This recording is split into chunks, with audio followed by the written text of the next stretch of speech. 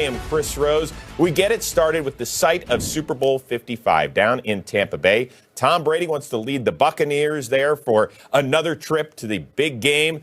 But Patrick Mahomes is hoping that this was just his first of two trips down to Tampa. Yeah, it's the Chiefs. It's the Buccaneers. Oh, that's unbelievable. I mean, save a little for the rest of us, Tommy. As for Mahomes, he had it slinging in the first quarter because of this guy, Tyreek Hill. Already up 3-0, and then Mahomes looks to number 10, who goes 75. Beating Carlton Davis on that one, which he was doing throughout the first 15 minutes. Longest play from scrimmage for the Chiefs all year, and Brady's like, oh, gosh, we already down 10-0? Yeah, speed does something. Yeah, when you got weapons like that, you can dial it up. Next Chiefs possession, it's 3rd and 8, and it's the law firm of Mahomes and Hill again, beating Davis, and then getting past Mike Edwards, and then the Simone Biles flip. Speaking of Flipper Anderson, 336 receiving yards, most ever in NFL history. Why is that important? Because Hill had 203 in the first quarter, and there he is lined up in the slot and going right across the field, and man, that's how it gets done. As I mentioned, 7 snags for 203 in the first quarter alone, most by a player since Lee Evans in 2006. 17-0 now in the second, 1st and goal at the Bucs 8. Mahomes looking to add more, but he gets dropped and drops the ball. William Golston recovers, and Tampa is breathing a sigh of relief, and we have life for the Buccaneers. Brady, Ronald Jones, watch this move. Whoosh! And right down the sidelines, tippy-toeing in. Was he in? Did he keep his feet? There's 1, there's 2, he's in, there's 3.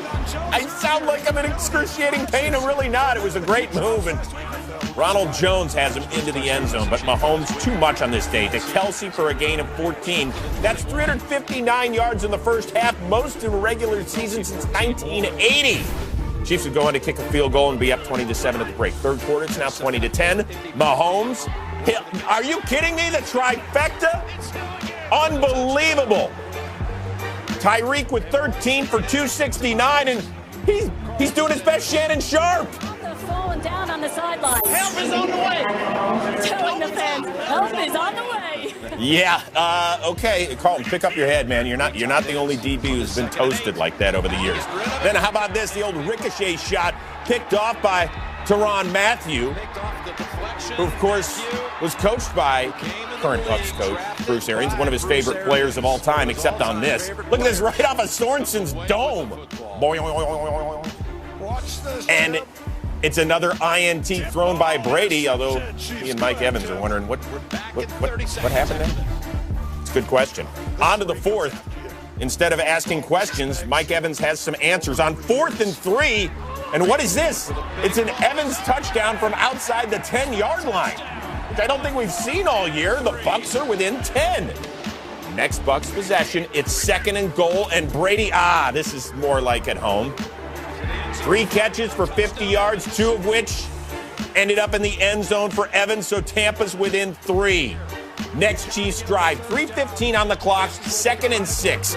It's the most underrated part of Patrick Mahomes' game, keeping plays alive and utilizing his legs. All we do is think about that cannon on his right shoulder, but he moves the chains.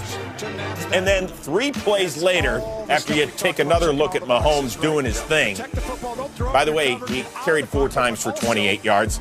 With just over a minute to go, it's 3rd and 7, and it's Mahomes and Hill yet again. Mahomes threw for 462. They've won 16 of their last 17 regular season games. From those 2 quarterbacks to quarterback issues in Denver, struck down by COVID in that quarterback room, a bunch of guys couldn't play, so the rookie wideout, that's right, Kendall Hinton, was out there and activated. He's now a wide receiver, but Von Miller said, hey, listen, I'll play. I'm Von Elway. I'm good. He's been injured all year. As for Hinton, he actually didn't get the start in this one. Now, he did make 4 starts at Wake Forest in his college career, threw 8 touchdowns, got picked off 7 times, changed to receiver, had a 1,000-yard season for the Deacons. But now he's been elevated from the practice squad to the big game, and he doesn't get the start. It's Phillip Lindsay. We're running the Wildcat against the Saints, who've given up the fewest points in the NFL since Week 6. The perfect team to play without a regular quarterback. Then it's Royce Freeman on 2nd and 7. He was the emergency quarterback coming into this one, and finally we get to see Hinton. Okay, he's like, what does this say? What's this play? 3rd and 3, and just throw it away, kid. It's probably the right move. Hinton's a little bummed, but hey, listen. No turnovers, that's okay in this game. Maybe your defense can win it for you with plays like this. Taysom Hill, who, it's crazy to say, but he's like the veteran quarterback in this game. Gets sacked by Bradley Chubb. By the way, fewest completions, attempts, and passing yards in any first quarter this season. 2, 5, and 5 respectively. On to the second in a scoreless game. This is better for Taysom Hill. He had 2 rushing touchdowns last week. He's got another one here, and the Saints are up 7-zip. More than enough against a depleted Denver offense? Yes. Hinton throws it into the ground. Tim Patrick needed to be Trevor Story or Nolan Arenado to pick that one. And then on 3rd and 1, Phillip Lindsay with a bad snap. Quan Alexander picks it up. It's all about the Quan, but he gets tripped up by the newly minted Garrett Bowles. Broncos, by the way, entered Sunday with the most turnovers in the NFL. And then Taysom Hill turns that into points. He still hasn't thrown an NFL touchdown pass, but he has a couple more rushing touchdowns and a 14-zip lead. Next Broncos drive right before the half. They're throwing it, and Hinton gets picked off by the Jackrabbit, Janoris Jenkins. So the Broncos finish the first half with no completions. First time that's happened in the NFL since Denver did it with Tim Tebow in 2011. So, hey, you're right alongside a Heisman Trophy winner who looks great running without his shirt on. On to the third. Hinton, we've got a completion. It's to Noah Fant. It's a gain of 13 yards. His first in 8 attempts, and a little smile for the kid. Good for him, because this is, do not blame him. Do not make jokes about this kid. He was set up to fail this week. Here picked up by C.J. Gardner-Johnson. The Broncos finished with 2 picks and just 1 completion. Last team to have more picks than completions, the 98 Chargers with Ryan Leaf in a game. Here comes Latavius Murray, the jump cut. He's into the end zone. 19 carries, $124 and 2 scores. The Saints remain the top team in the NFC. As for the Broncos, Coach, how do you describe what we saw? Well, I was disappointed on a couple levels in that our quarterbacks put us in this position, our quarterbacks put the league in that position. You know, we count on them to be the leaders of the team and, you know, leaders of the offense. And those guys made a mistake, and that is disappointing. Cover your eyes, or you can listen. Either way, Broncos and Saints, fewest combined passing yards in a game in 41 years. Fewest combined completions in 15, fewest combined pass attempts in 38 years. It was brutal. All right, NFC playoff picture. Saints, remain the 1 seed. The Seahawks are now up as the 2 seed. We'll explain why momentarily. And yes, the G-Men are a division leader. You will see why and how coming up in a bit. Check in on the Cardinals and the Patriots. Cliff Kingsbury, oh yeah, he used to be Tom Brady's teammate many moons ago. Now he's coaching against the team that Brady left, now quarterbacked by Cam Newton. How about a little tip drill and pick by Marcus Golden? He's got the golden touch. And that would lead to a Kenyon Drake touchdown. Newton's first INT since week 7. As for Kyler Murray, playing despite that bum shoulder, didn't run nearly as much on this day, except he ran away from the Patriots D, and then he's going to heave. Dan Arnold with a 17-yard snag. Look at that, off his back foot. 12 plays later, it's 4th and goal. Last play of the half, what are you going to do, kick? No, we're going for it, and we're going to give it to Kenyon Drake, but look at Juwan Bentley. Boom! Drops the anvil right there and keeps the Cards out of the end zone, so Cards have just a 10-7 lead at the break. Third quarter, we're now tied at 10. Cards ball 3rd and 3. Watch the Patriots defenders. Chase Winovich, Bentley, they're just jumping. They're not even rushing the passer. They were hoping to deflect that, and they did. And it got picked by Adrian Phillips, and Cliff's like, no. That's what happens when your quarterback is a little on the vertically challenged side. Murray, after his 9th interception, has to watch the Patriots 6 plays later. James White with his 2nd touchdown of the day, and the Pats are up 17-10 through 3. Now tied at 17 in the fourth. Newton looking for Demir Bird, but it's picked by Dre Kirkpatrick. So Dr. Dre with the INT. You know, Newton 9 of 18, a career low 84 yards, and Arizona's in business. But on the ensuing drive with just over 2 minutes to go, they're going for it on 3rd and 2. You got Adam Butler, who had a huge game, taking down Drake. So now that means Zane Gonzalez from 45 yards out, according to Next Gen Stats, almost a 69% chance of nailing it, and he does not. So the Patriots take over in a 17-17 game. Under a minute to go. Huge play here on 3rd and 13. In his own territory, Cam keeps it himself, gets toward the first down, and Isaiah Simmons, the rookie top 10 pick, flagged for unnecessary roughness. Watch at the end. Still in bounds, but he drops the helmet. That'll get the flag every time. So 3 plays later, it's Nick Folk trying the game winner from 50 yards out. Next Gen Stats says he has a better than 50-50 shot to nail it from 50. He is good from 50. Gotcha. The Patriots, they're back in playoff contention while hurting the Cardinals as well. New England improves to 5-6. I told kicker guy, I said he's putting on a performance that's going to put him on Santa Claus Christmas list. And I'm expecting him to stay on Santa's good list here moving forward from Boogie's household. So you can be expecting something from there. Lately, or, you know, in the games that we've lost, we've just kind of found a way to shoot ourselves in the foot. You know, in a lot of games that we feel like we should have won, or like I said, we come out and we, you know, shoot ourselves in the foot, and it's not a good feeling to keep doing that over and over again. And you know, we got to clean it up.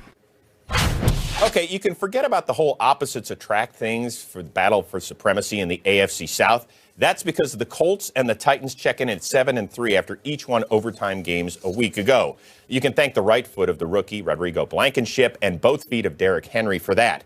Now, as far as this rivalry goes, it's been very one-sided. 20 of the last 24 have been won by the Colts, and that included a game in Nashville 17 days ago. So now Phillip Rivers and the crew going for the season sweep, which would go a long way toward clinching the division, perhaps because tiebreakers would go in their favor. First quarter in a 7-7 game, Tannehill, A.J. Brown, I'm going to say it right now. I think he might be better than his college teammate DK Metcalf. I said it. Stop yelling at me. Stop tweeting me. But the guy's got a touchdown catch in 7 of his last 8 games. Dude can run away from people as well. So can this guy. Derrick Henry, in that Thursday night loss to the Colts, did have 100 yards, but didn't find the end zone. Here he was all over the place. Look at this stiff arm on Taylor Stallworth. I'm not calling him a stiff. I'm just calling him a stiff arm on that. And a Titans first down. 4 plays later, Henry takes the lateral. Yes, that is a lateral, so that is a rushing touchdown, his 10th of the season. By the way, he's got 8 straight 100-yard games on the road. Only Barry Sanders has more in recent memory. And he gets in again. So the Titans are up 21-14. Same score, under 4.5 to go in the half. It's Henry again, busting it out for 31. Gets it close to midfield, and then 8 plays later, Henry. Okay, raise your hand at home if you would like a chance to tackle Derrick Henry. You're all liars. 140 rushing yards and 3 touchdowns. That was a franchise best for this team since 1991. Then 4th and 4, waning seconds of the first half. Tannehill to Corey Davis, who goes down and gets it. That's a gain of 37. That is indeed a top catch nominee we will see in game day final if it was good enough. So what are you going to do? Give it to Derrick Henry for a 4th time in the first? No, Tannehill's like, nah, dog, I'm good. His second rushing touchdown of the season. All eyes squarely focused on the dude with the circle. He didn't get it. He didn't get. Look to your left, guy. No, nobody listens. 35 points given up by the Colts in the first half. That's more than in any game this season by Indy. On to the 4th. Colts are down 18. Phillip Rivers, threw for 295 in this day, hits T.Y. Hilton. That's his first TD catch since Week 7 of 2019. Yeah. first one in his last 14 games. So you know what? Onside kick. Let's do it. It's a great idea. What a terrible idea. Look at A.J. Brown. See ya, folks. That was fun. Titans get the 45-26 win. They take sole possession of the lead in the AFC South, thanks in part to the big old bruiser in the backfield, Derrick Henry. Most games with at least 150 rushing yards and 2 rushing touchdowns in their first 5 seasons since 1950. Okay, if you're smack dab in the middle of 4 Hall of Famers and 4 of the greatest ever to play this sport, that ain't bad. You know who else was good? A.J. Brown. Our Tom Pelissero caught up with him. AJ, these Colts beat you a couple of weeks ago. You guys took it to them from the start today. What was different? We just had a nasty taste. We had a nasty taste in our mouth still. We knew there was a really good team. We knew we had to start fast and just finish at the end. 2 touchdowns for you today, including one on the onside kick. You practice the hands team stuff all the time. What goes through your head when you get your hands on the ball? He just told me to be aggressive, attack the ball. The lane opened up, it parted like the Red Sea, so I just scored a touchdown. Where does Derrick Henry rank on your MVP ballot right now? First, number 1. Hey, Derrick for MVP. Not even close. Not even close. If he's your closer, but he was your opener today too. Oh, most definitely. Derrick shows up every game. He does what he's supposed to do. And he's a great running back and a great teammate. You know. Sole possession of first place in the AFC South. How do you keep this thing rolling starting next week against Cleveland? We just got to go back and watch film and just key in on the little details. You know, over and over again. It's a week-to-week league, and you got to show up every week. So, congrats, AJ. Thanks. Thank you. Justin Herbert of the Chargers is going to get some votes as the Offensive Rookie of the Year, taking on the first-place Bills and Josh Allen, who are coming off a bye. First quarter of a scoreless game. Allen, anybody want to cover Dawson Knox? Nope, we're good. Thanks. We'll just give up the touchdown instead. 7-zip. 4th straight opening drive where the Bills have scored a touchdown. So they got that part of the game figured out. And how about this? This is fun. Cole Beasley, he's throwing it. He's throwing it to the rookie Gabriel Davis. 3rd pass attempt for Beasley. And first completion. By the way, 2nd straight game, a wide receiver has thrown a touchdown pass. Remember Isaiah McKenzie to Josh Allen? So this one's kind of boring because the quarterback didn't catch it. Josh Allen, is it a top run nominee? It is, not only because it's a 6th rushing touchdown, but because he talks trash afterward to Michael Davis. Look at this. Don't you love it when quarterbacks get flagged? Yeah. As for the Chargers, largest deficit this season, 18 points. But you know it's going to finish a 1-score game because that's what the Bolts do, right? They had plenty of missed opportunities in this one. You can't hear me? Can't hear me? It's 4th and 1. Don't run that play! You want me to say it louder? Don't! The law firm of Hughes and Johnson stopping Joshua Kelly, and then later on in the 4th, 3rd and inches, and so let's pitch it to the guy 10 yards behind the line of scrimmage, Joshua Kelly, who gets sniffed out by A.J. Klein. So they settle for a field goal, and the Chargers are down 7. Next Bolts possession. Actually, it's Bills. Josh Allen gets picked up by Mike Davis. I did not hear what Mr. Davis had to say to Mr. Allen after this play, except nice pass, bro. Bills with their 3rd turnover in the 4th quarter alone. But the Chargers are happy to oblige. Herbert picked up by Tre'Davious White. Sean McDermott, 4-0 after the bye, 8-3 overall. They're trying to win the division for the first time in 25 years. As for Herbert, most passing yards in his first 10 career games in history, only that guy, Patrick Mahomes, has more. He's followed by Luck and Newton. As for the AFC playoff picture, yeah, the Bills are leading their division. The Steelers will play Tuesday night. The Chiefs are right on Pittsburgh's heels. And then look at the wild card. The Browns, the Dolphins, the Colts, and you got a bunch of teams that are still in the hunt. It's going to get fun last few weeks in the NFL. Monday, you've got your Seahawks and Eagles, playoff implications in the NFC West and East. That's on ESPN. And then Tuesday night on NBC, they're going to get the Ravens and Steelers game in. As for now, check it out Tuesday night, our friends at NBC. Let's check out the Panthers and the Vikings. Teddy Bridgewater spent his first 4 seasons as a Viking, so beloved by Mike Zimmer and that franchise. Well, today he was the opponent. Here in the 3rd, check out Jeremy Chin. Okay, the Panthers, they strip Kirk Cousins and the rookie who's had an amazing year scores, and then the finish. The finish. Michael Jordan's like, man, maybe he can play.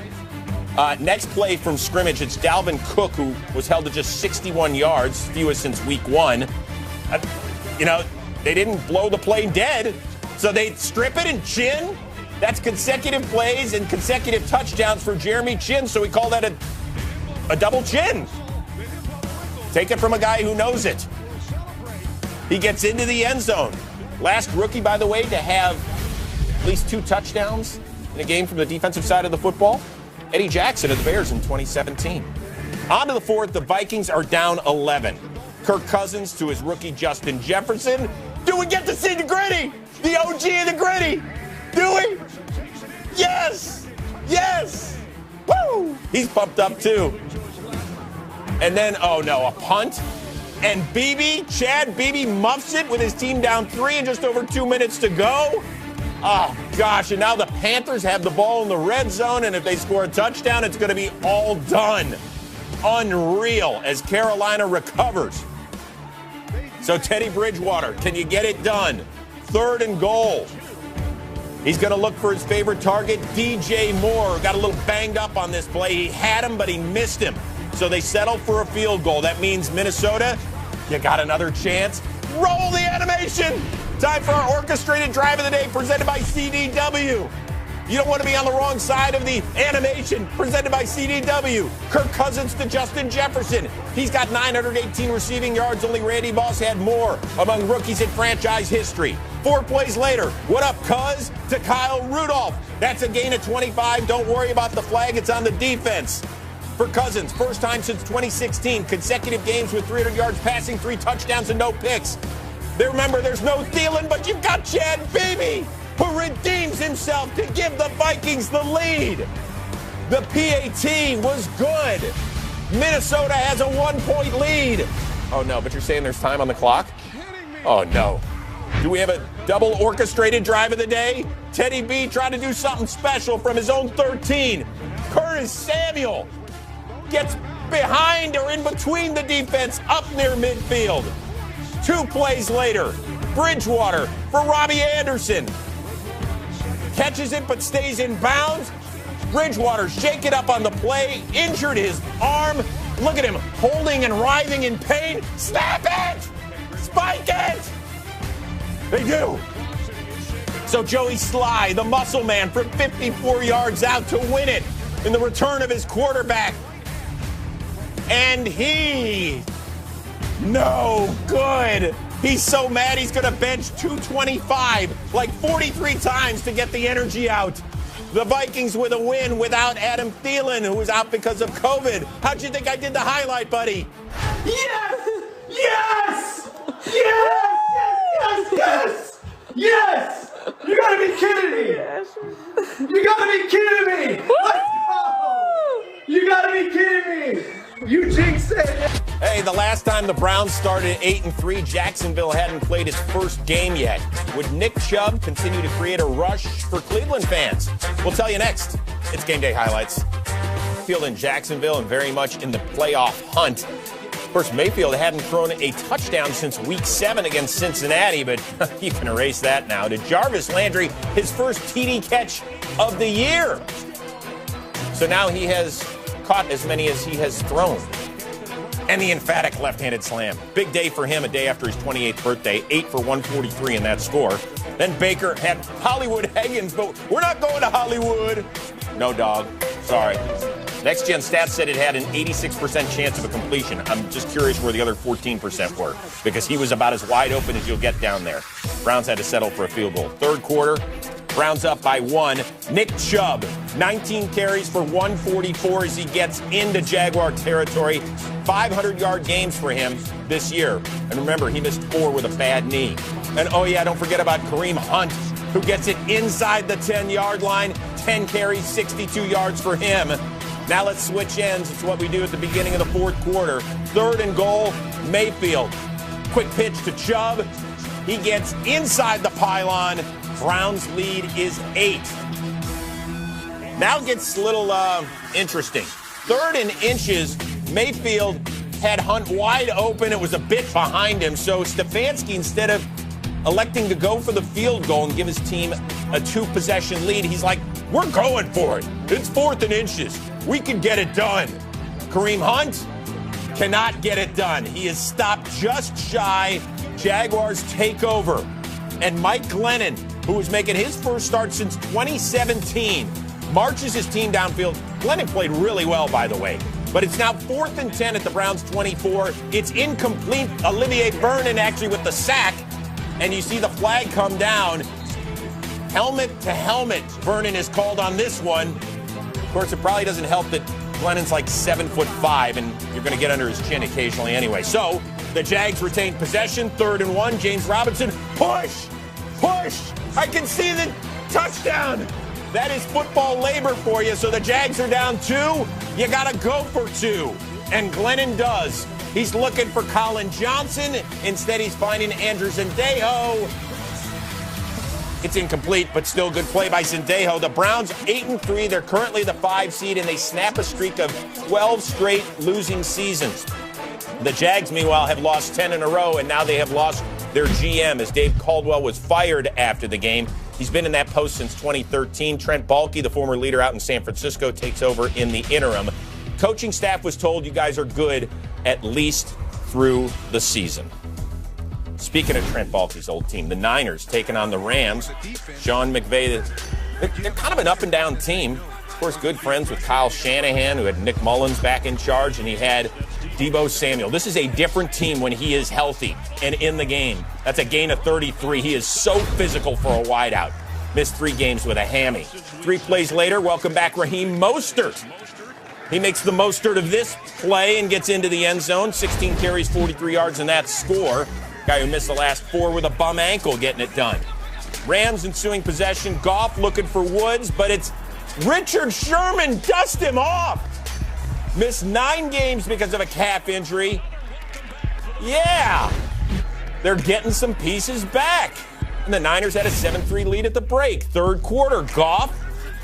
Didn't this happen Monday night in Tampa where he tried to throw this and got picked off? Yeah, this time it's the rookie Javon Kinlaw. Look at the speedster. Usain Bolt-like as he unathletically dives in the end zone. That's okay, kid. It still counts. Nobody's as athletic on the defensive line as that dude. Aaron Donald. No tackles in his last 2 games. He was all over the field. Forces a fumble. Troy Hill recovers, and the Rams defense gets the touchdown on the board. 4th forced fumble this season by Agent 99 as he strips Mostert. So the Rams are down just 4.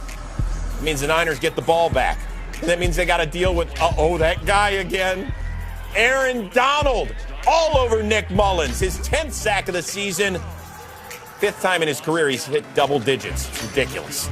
Then how about the rookie Cam Akers?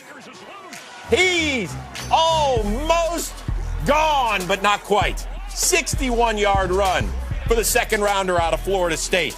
And 2 plays later, Cam Akers, as we flip the field, punches it in his first rushing touchdown of his career. And the Rams somehow, thanks to their defense, have the lead. On to the 4th. Niners down 3. Nick Mullins to Kyle Juszczyk. Ball on the ground, out of bounds, but that is a catch. You'll see that's a football move. Takes the hit from Hill, keeps spinning. And the fullback with the best hands in the league gives the Niners a chance. It would lead to a Robbie Gould 44-yard field goal in a 2020 game. Now Goff looking for Cooper Kupp. They just weren't in sync on this day. He had only 2 catches. So the Rams drive stalls and they punt. Niners under Nick Mullins. Did I mention that they're a different team with Deebo back? 11 for 134. That's a career best day. So now 4 plays later, 4th and 1. What are you spinning up there going for it? Juszczyk. That's some athleticism and some power and a first down. As you look, they had a chance to get him short of the line to gain, but it doesn't happen. 4 plays later, Robbie Gould with 4 ticks left. The veteran lining it up from 42 yards out for the win. Go ahead, if you're a hack like me, you can say he's good as gold. And the Niners starting to get some bodies back, get a huge win. 5-6 now on the season. Hey, last Sunday, the Raiders quarterback went throw for throw with Patrick Mahomes. This week, Carr got caught in a massive pileup. You will not believe what happened to the silver and black in a bad, bad way. Well, the NFL coaching circle of life completed another revolution Sunday in Atlanta. That's because Raheem Morris faced off against his old boss, John Gruden. The love for him, I can't even express, the Falcons' interim leader said. You see, back in 2002, Gruden, then coaching the Bucs, hired the then 25-year-old Morris to help out on the defensive side of the football. Well, now his full-time future on Atlanta's sideline could hinge on games like Sunday, where they knock off the Raiders and possibly out of playoff contention, at least for the day. So, good friends staring across the field at each other. Derek Carr seems so impressive in that loss at home to Kansas City. Checked in as the 7th seed. But here on 4th and 1, Josh Jacobs, who's been so good, gets smothered under a rough play call, and John Gruden's not liking that, and there was so much more he didn't like. Like this, Carr stripped, loses the ball, Falcons recover, his 6th lost fumble this season. That is the most in the NFL. Falcons would tack on a field goal for a 6-0 lead. On to the second, it's 6-3. Younghoe Koo lining up from 40, and that's a rough miss. But, oh no, it's like the Raiders' old days. We've got a penalty, roughing the kicker by Dallin Levitt, but you give it a look. Yeah, he definitely gets some leg, but this is well after the play, and so the Raiders penalized 141 yards on this day. That's going to cost them 15 and a first down. Now on 4th and 3, Matt Ryan, who didn't have any Julio Jones nor Todd Gurley, hits Calvin Ridley, his favorite receiver this season. 7th touchdown snag for him. Falcons lead is double digits. Carr, did I mention that he felt the pressure all day? Look at the big hit. Jacob Tuioti Mariner with the hit and the recovery. Falcons add another field goal. And hey, man, you didn't see the blind side. Come on, man. Let's get it going. So he tried. 3rd quarter, Carr picked off by Deion Jones, and he's looking like another former Deion who used to call Atlanta home. That's his 5th career pick 6 for Jones, who hasn't been in the league all that long. Carr just his 4th interception this year, and now the Raiders are down 20. After a Raiders field goal, Matt Ryan, Brandon Powell, 43 points for Atlanta, most by them in 4 years. On to the 4th, and this was really all about Atlanta's defense. At least that's what Ryan said after the game. Give kudos to that side of the ball. Once again, Carr pressure. That's empty hand. Leroy Reynolds recovers. Raiders score a season-low 6 points. Raheem Morris 4-2 in an interim area. As for the Raiders, they're now the 9 seed. Our week of practice was not to the standard that we have set. That we have really had. Again, I haven't felt this way with this team yet. Where we got punched in the face and it just kept happening. And we have to give credit to Atlanta for how good of a team they are. We knew it based on the film. We knew it based on top 10 rush defense, top 10 third downs. They did a great job on 3rd down today. And honestly, when you watch the film, we're an assignment here, assignment there, a better throw here, a better throw there from a lot of points. And I think that's the most frustrating part when you get, the crap kicked out of you like that, is how close we were to some really big plays. All right, time now for our Next Gen Stats powered by AWS, and it felt a little bit like a car wreck today. Under pressure, 4 of 9, 60 yards, and a pick. Also sacked 3 times. He lost 3 fumbles. He was pressured on 32% of his dropbacks. That is the 2nd most he has faced all season long. But once again, credit goes to the Falcons defense for having their best game of the year against a team that had been moving the ball pretty well this season.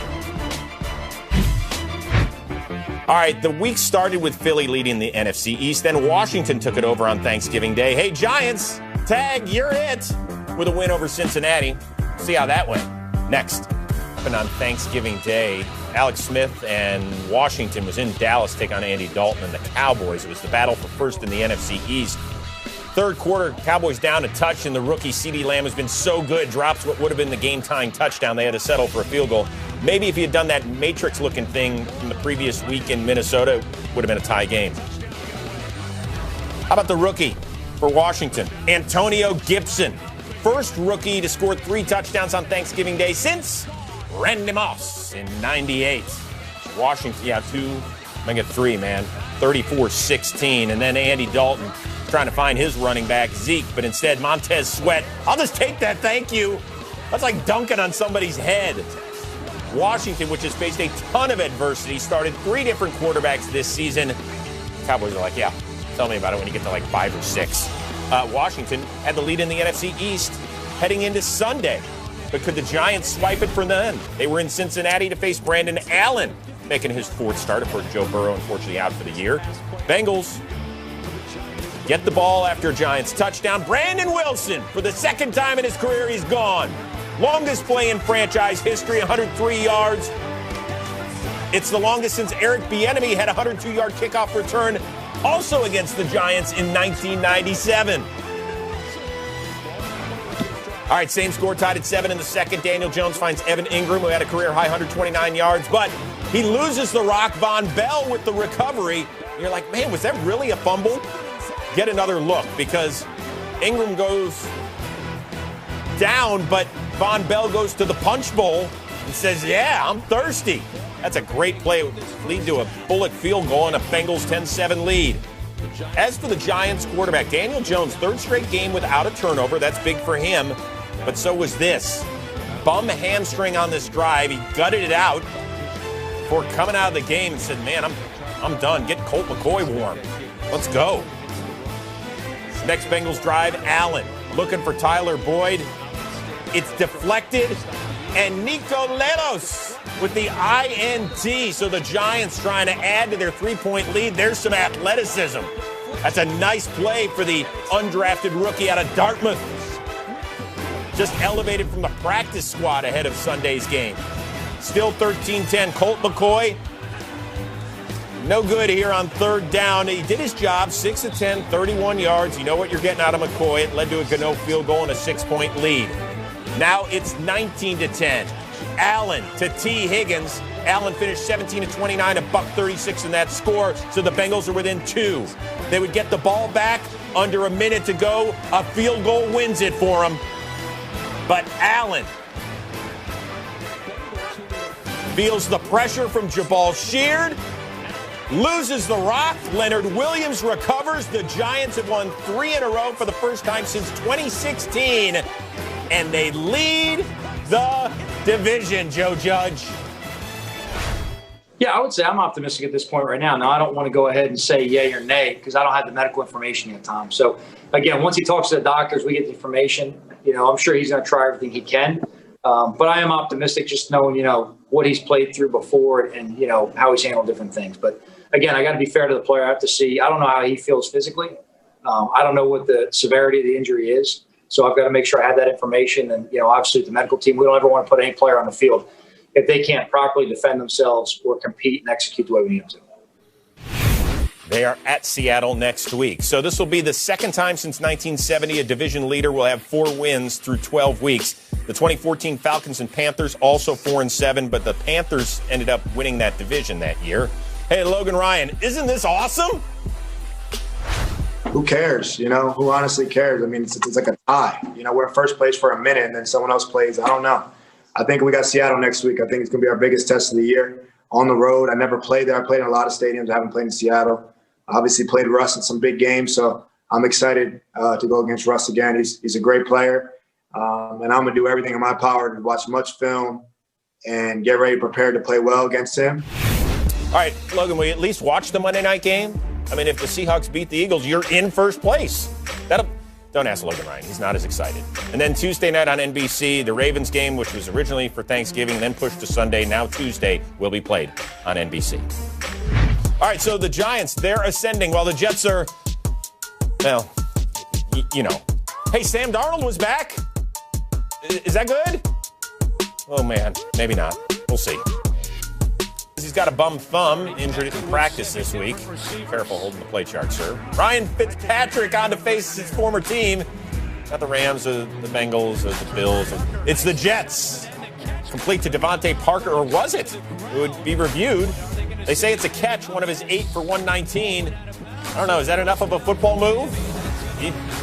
Y'all can be the refs at home if you want. They say it's a catch. And 4 plays later on 3rd and 8. Fitzmagic looking for his tight end, Mike Gesicki. And he's got it. Ashton Davis, the rookie out of Cal, was in good position, but just couldn't knock it away. So the Dolphins have the first touchdown of the game and a 10-3 lead and some sort of chicken dance by Gesicki. I don't know what that is. I have no idea. I'll work on it for Game Day Fun. Third quarter, Jets are down 10. By the way, Sam Darnold's back. That ailing shoulder, feeling better. Until this. Nick Needham. I'll take that, thank you. Dolphins take over from there. Let's hit the fast forward button onto the fourth, please. Thank you. Jets are still down 10. 4th and 1. Let's get creative. Here we go. Now let's run an 80-year-old up the middle. Frank Gore. Stopped by Roberts. And Brian Flores and his coaching staff has done such a remarkable job this year. Now Fitzmagic to Adam Shaheen for the 7-yard score. Fitzy, 24-39, 257, and a couple of touches. As for Sam Darnold, Xavier Howard, that's a league-best 7th pick. Dolphins, very much in playoff contention. By the way, it's still Tua's job. That's what Flores said after the game. If he gets healthy, they're fine. As for the Jets, 0-11. Can they join the 17 Browns and the 08 Lions in the 0-16 category? Their 5 remaining opponents are all in playoff contention. So it's going to be very, very interesting over the last 5 weeks. Here's the good news, Jets fans. You are number 1 when it comes to the draft order. Something you haven't been after a season since 96 when you took Keyshawn. By the way, interesting there, the Cowboys, Eagles, Washington, they're all in the top 8 of the draft at this point, and they all could end up winning the NFC East. It's kind of interesting stuff. All right, your big game of the day, Kansas City upends TB12 in Tampa Bay. Patrick Mahomes, 462 yards.